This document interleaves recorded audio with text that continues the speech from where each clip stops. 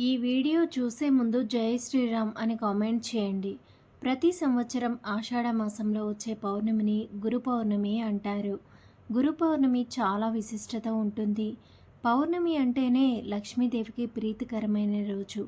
అయితే ఈ గురు పౌర్ణమి రోజున లక్ష్మీదేవితో పాటుగా గురుస్వరూపమైనటువంటి సాయిబాబాను పూజించి కొన్ని విధి విధానాలు పాటిస్తే ఈ సంవత్సరం అంతా కూడా మీ కుటుంబానికి ఐశ్వర్యం కలిసొస్తుంది.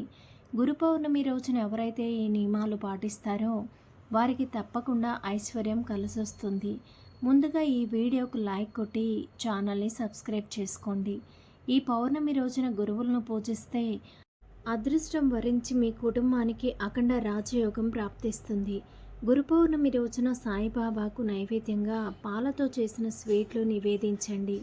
ఈ గురు పౌర్ణమి రోజున ప్రతి ఒక్కరూ తప్పనిసరిగా ఏదైనా సాయిబాబా దేవాలయానికి వెళ్ళి దునిలో కొబ్బరికాయను వేయండి. సకల పాపాలన్నీ కూడా తొలగిపోయి మీ కుటుంబానికి అష్టైశ్వర్యాలు చేకూరుతాయి.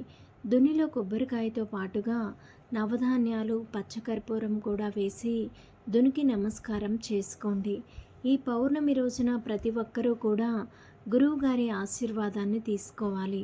గురు పౌర్ణమి రోజున ఏదైనా దేవాలయానికి వెళ్ళి దేవాలయంలో ఉన్న పంతులు గారికి నమస్కారం చేసి 11 రూపాయలు దక్షిణగా ఇవ్వండి. ఈ గురు పౌర్ణమి రోజున పండితుల ఆశీర్వాదం తీసుకుంటే మీ జాతకంలో గురుబలం పెరిగి విపరీతమైన ఐశ్వర్యం కలిసొస్తుంది. ఇక మీ జీవితంలో కష్టాలే ఉండవు. ఈ గురు పౌర్ణమిని వ్యాస పౌర్ణమి అని కూడా అంటారు. ఎందుకంటే ఈ పౌర్ణమి రోజుని వ్యాస మహర్షి జన్మించాడు. అయితే మన పురాణాల ప్రకారం ఈ గురు పౌర్ణమి రోజున ఎవరైతే దేవుళ్లను పూజిస్తారో అలాంటి వారికి కోరిన కోరికలన్నీ కూడా వెంటనే నెరవేరుతాయని వ్యాస మహర్షి వరమిచ్చాడు. వ్యాస మహర్షి వరమిచ్చినట్టుగానే పూర్వకాలం చాలామంది భక్తులు వ్యాస మహర్షిని పూజించి ఎన్నో వరాలు పొందారట. ఈరోజు దక్షిణామూర్తిని అలాగే దత్తాత్రేయుని పూజించిన సాయిబాబాని పూజించినా కూడా కష్టాలన్నీ వెంటనే తొలగిపోయి కోరిన వరాలను ప్రసాదిస్తాడని స్వయంగా ఆ వ్యాస మహర్షి వివరించాడు. జాతకంలో గురుబలం తక్కువగా ఉంటే జీవితంలో ఎన్నో సమస్యలు ఏర్పడతాయి. ప్రతి పనిలో అడ్డంకులు ఏర్పడతాయి. ఆర్థిక సమస్యలు, అనారోగ్య సమస్యలు వెంటాడుతూనే ఉంటాయి. అలాంటి వారు గురు పౌర్ణమి రోజున ఇంట్లో దీపారాధన చేసి ఒక శక్తివంతమైన మంత్రాన్ని చదవండి. ఆ మంత్రం ఏమిటంటే ఓం వేదవ్యాసాయ నమః అనే ఈ మంత్రాన్ని 21 సార్లు జపిస్తే జాతక దోషాలన్నీ కూడా వెంటనే తొలగిపోతాయి. వివాహ సమస్యలు, ఉద్యోగ సమస్యలు, ఉద్యోగంలో ప్రమోషన్లు రావాలన్నా ఈ గురు పౌర్ణమి రోజున ఉదయం స్నానం చేసి నానబెట్టిన శనగలను దారానికి గుచ్చి ఒక దండలాగా తయారు చేసి దత్తాత్రేయుని దేవాలయానికి వెళ్ళి ఆ శనగల దండను దత్తాత్రేయునికి సమర్పిస్తే వివాహం కాని వారికి త్వరగా వివాహం అవుతుంది. అలాగే ఉద్యోగం లేని వారికి ఉద్యోగ ప్రాప్తి కలుగుతుంది. మీ పిల్లలు విద్యలో బాగా రాణించాలంటే గురు పౌర్ణమి రోజున దక్షిణామూర్తి స్తోత్రాన్ని చదవండి. మీ పిల్లలకు మంచి విద్యా బుద్ధులు ప్రాప్తిస్తాయి. జీవితంలో గొప్ప స్థాయికి ఎదుగుతారు. కుటుంబంలో కలహాలు, భార్యాభర్తల మధ్య గొడవలు ఉన్నవారు ఈ పౌర్ణమి రోజున ఓం శ్రీ గురు రాఘవేంద్రాయ నమః అనే మంత్రాన్ని 21 సార్లు చదవండి. భార్యాభర్తల మధ్య గొడవలు తగ్గి ప్రేమానురాగాలు పెరుగుతాయి. గురు పౌర్ణమి రోజున మేడు చెట్టు కింద ఒక చిన్న ముగ్గు వేసి ముగ్గుపైన ఒక నెయ్యి దీపం వెలిగించి మేడి చెట్టుకు ప్రదక్షిణలు చేస్తే విశేషమైన శుభ ప్రయోజనాలు కలుగుతాయి. కుటుంబ సమస్యలన్నీ కూడా వెంటనే తీరిపోతాయి. ఈ గురు పౌర్ణమి రోజున ఆ పరమేశ్వరుడు విష్ణుదేవుడు యోగ నిద్రలోకి వెళ్తాడు.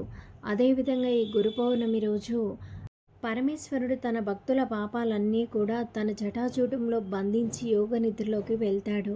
విశేషంగా ఈ పౌర్ణమి రోజున తులసి మొక్క దగ్గర దీపం వెలిగించడం, రావి చెట్టుకు ప్రదక్షిణలు చేయడం చేస్తే లక్ష్మీనారాయణుల ఆశీర్వాదం సంపూర్ణంగా లభిస్తుంది. అదేవిధంగా ఈ గురు పౌర్ణమి రోజున రాత్రి సమయంలో చంద్రుడిని చూస్తూ నీ మనస్సులో ఏదైనా కోరుకుంటే చంద్రుడికి నమస్కారం చేసుకోండి. కోరిన కోరికలన్నీ కూడా వెంటనే నెరవేరుతాయి. విపరీతమైన అప్పుల సమస్యలతో బాధపడేవారు ఈ పౌర్ణమి రోజున హనుమంతుడి పటం ముందు ఒక నెయ్యి దీపం వెలిగించండి. అప్పుల సమస్యలన్నీ కూడా వెంటనే తీరిపోతాయి. భయంకరమైన నరదృష్టి దోషాలతో ఇబ్బంది పడేవారు ఈ గురు పౌర్ణమి రోజున ఎడమ కాలికి నల్ల దారాన్ని కట్టుకోండి. నరదృష్టి దోషాలన్నీ కూడా తొలగిపోతాయి. అలాగే ఈ గురు పౌర్ణమి రోజున ఒక 5 యాలుకలు తీసుకొని లక్ష్మీదేవికి నమస్కారం చేసి ఈ యాలుకలు బీరువాలో పెట్టుకోండి. మీ ఇంటికున్న డబ్బు సమస్యలన్నీ కూడా వెంటనే తొలగిపోయి విశేషమైన ధనలాభం కలుగుతుంది. పౌర్ణమి రోజున సాయంత్రం సూర్యుడు అస్తమించిన తర్వాత ఇంటి గుమ్మం ముందు 2 దీపాలు వెలిగించండి. ఈ పౌర్ణమి రోజున ఉపవాసం ఉంటే చాలా మంచిది. అలాగే పొరపాటున కూడా మాంసాహారం తినకూడదు. జుట్టు కత్తిరించడం, గోళ్ళు కత్తిరించడం ఈ గురు పౌర్ణమి రోజున నిషేధం. అనారోగ్య సమస్యలతో బాధపడేవారు ఈ గురు పౌర్ణమి రోజున లవంగాలతో దిష్టి తీసుకోండి.